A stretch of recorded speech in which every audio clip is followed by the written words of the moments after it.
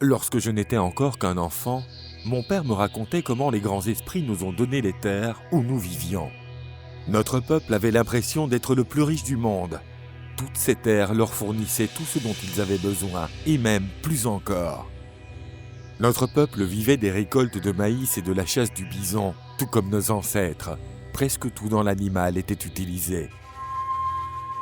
Mais notre peuple ne permettait pas que nos terres sacrées puissent être profanées par les hommes blancs, obnubilés par leur recherche endiablée du métal jaune.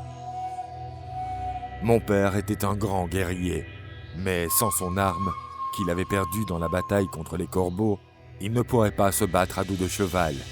Par conséquent, il était responsable de défendre la tribu en l'absence des guerriers.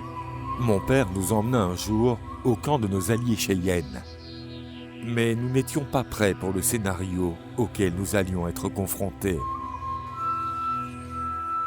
Sans leurs guerriers, le camp sans défense de nos amis avait été dévasté. Des vieillards, des femmes et des enfants avaient été mis en pièces par les sabres des hommes aux manteaux bleus. Je porte encore en moi cette image terrible aujourd'hui. Il se passe rarement une nuit sans que je n'aie de cauchemar où je la vois. Ces terres n'étaient plus sûres. Nous décidâmes alors de partir pour la colline noire, une montagne sacrée. C'est là que nous vîmes les silhouettes d'un groupe de chevaliers sur la colline.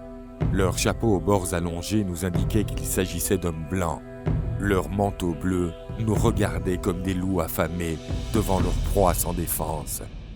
Comme des bêtes sauvages, ils se lancèrent à notre poursuite au son d'un instrument métallique annonçant l'arrivée des esprits de la mort. Mon père nous ordonna de former un cercle de défense, utilisant nos biens pour nous couvrir. On me donna un fusil qui était trop lourd pour un garçon de ma taille. J'étais prêt à viser et à tirer. Mais mon père me cria d'attendre jusqu'à ce que l'ennemi arrive plus près. Je n'aurais qu'une seule chance pour toucher ma cible. Les hommes blancs tournaient autour de notre position de défense, criant avec rage. Un chevalier s'avançant vers moi, et son regard rempli de haine fit trembler mes genoux. Mais j'étais le fils d'aigle chantant, le courage coulait dans mes veines. Je maintins donc ma position. Je me rappelle encore du regard empli de fierté de mon père lorsqu'il vit son fils repousser l'ennemi blanc. Il fit tout ce qu'il peut pour défendre notre peuple, mais les manteaux bleus étaient nombreux. Mon père tomba, protégeant ses amis et sa famille. Nos flèches et nos balles s'amenuisaient. La fin était proche. Soudain, la terre commença à trembler et les hommes blancs semblèrent effrayés. Un grand groupe de guerriers Sioux apparut. Avec leurs puissants cris de guerre, ils firent disparaître toute trace de courage chez leurs adversaires blancs. Un bon nombre de manteaux bleus s'enfuirent, mais plusieurs goûtèrent la colère de nos guerriers. Je m'agenouillai près de mon père mourant.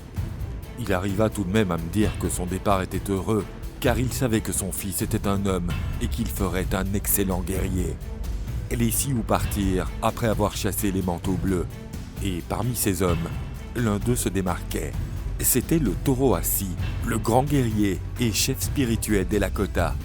Sous son commandement, les Sioux et les Cheyennes opposèrent vigoureusement l'avancée constante des hommes blancs. Ils refusaient d'abandonner leurs terres et de renoncer à leur mode de vie sans se battre.